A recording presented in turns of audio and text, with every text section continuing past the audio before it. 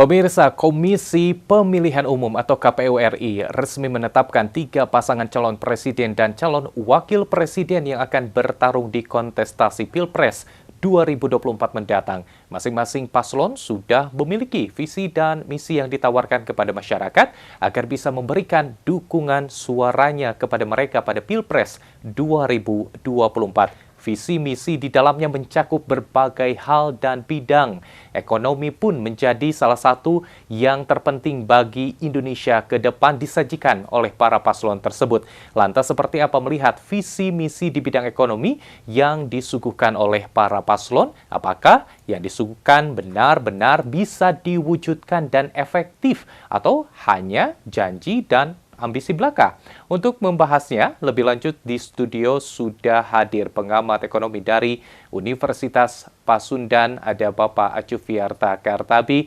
Assalamualaikum Pak Acu. Waalaikumsalam Kang Irfan. Sampurasun. Rampes Kang Irfan. Sehat Pak Acu. Alhamdulillah. Terima kasih Pak Acu sudah bergabung di Indonesia Bar dalam program Gaspol.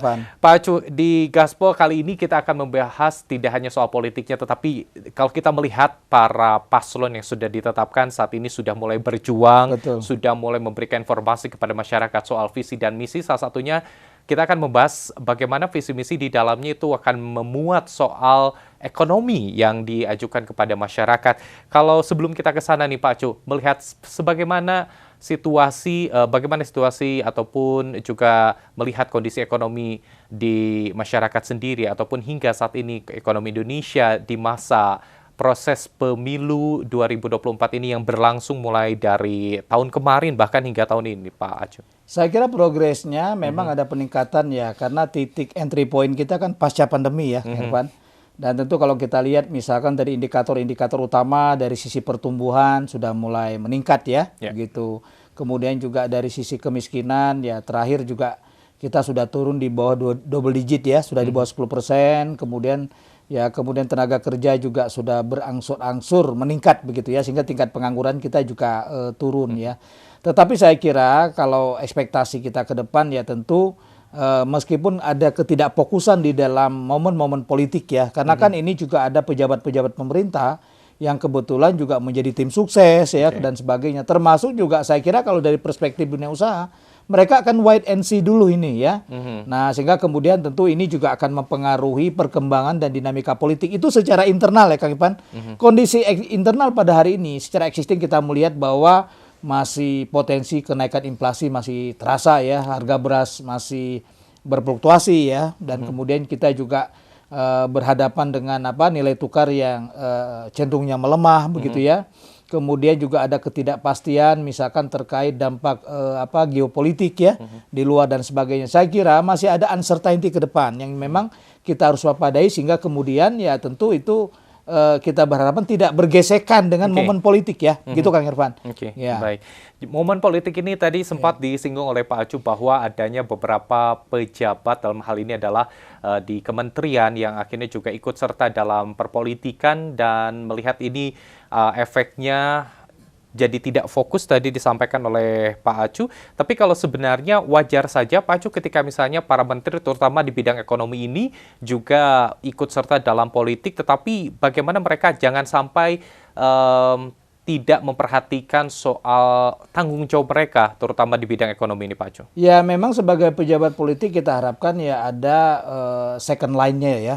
Ada yang bisa memberikan perhatian lebih fokus gitu ya. Meskipun kita sudah berharap Kang Irfan di kementerian, di pemerintah daerah, bahwa meskipun pejabat politik itu artinya pimpinannya ya begitu adalah politik, tetapi seluruh infrastruktur sumber daya di bawah itu tetap harus fokus dan netral kan gitu ya, sehingga bisa fokus. Nah, oleh karena itu memang kita harapkan ya mungkin kalau menterinya tidak fokus, tapi paling tidak ya dirjennya kan begitu, dan semuanya juga saya kira harus fokus. Kenapa? Karena persoalan ekonomi itu biasanya memang selalu hadir pada saat momen-momen politik, dan ini sangat kritis begitu ya. Ketika kemudian ya bagaimana kita bicara kampanye, apalagi kan saya kira dari ketiga pasangan itu kita tahu ada juga kedekatan dengan pemerintah dan sebagainya kan itu. Pasti saya kira masyarakat juga akan melihat bahwa kita bicara apapun kondisi existing pada hari ini, ya tentu itu tidak bisa melupakan juga apa yang akan disampaikan, melihat apa yang disampaikan begitu ya. Jangan sampai apa yang disampaikan itu dalam realitanya juga tidak tidak sama kan begitu. Nah, oleh karena itu kan saya kira itu yang paling penting.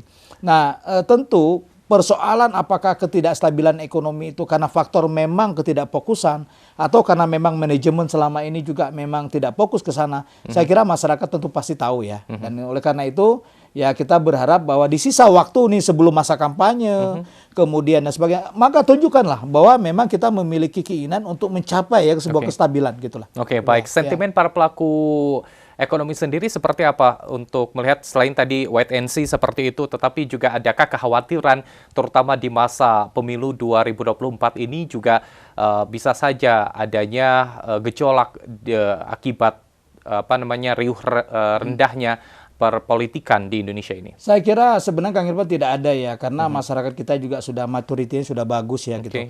Artinya pesta demokrasi itu dianggap sebagai momen yang memang di mana kita hanya sementara waktu untuk menyampaikan aspirasi demokrasi ya begitu ya. Tetapi namanya kita di dunia bisnis, kemudian juga di bidang investasi, ya tentu itu dipengaruhi oleh banyak faktor, tidak hanya faktor politik ya gitu. Oleh karena itu saya melihat juga memang ya meskipun ada misalkan capital outflow ya itu terindikasi daripada nilai tukar kita yang melemah gitu ya. Kemudian ada sikap wait and see daripada para investor. Saya kira ya tensinya tidak terlalu tinggi lah ya begitu ya. Terutama ya mungkin karena sebagian investor kan juga memang ya mungkin tidak berafiliasi secara politik kan begitu ya. Meskipun para tim sukses itu, ketua tim sukses para capres itu para pengusaha ya kebanyakan gitu.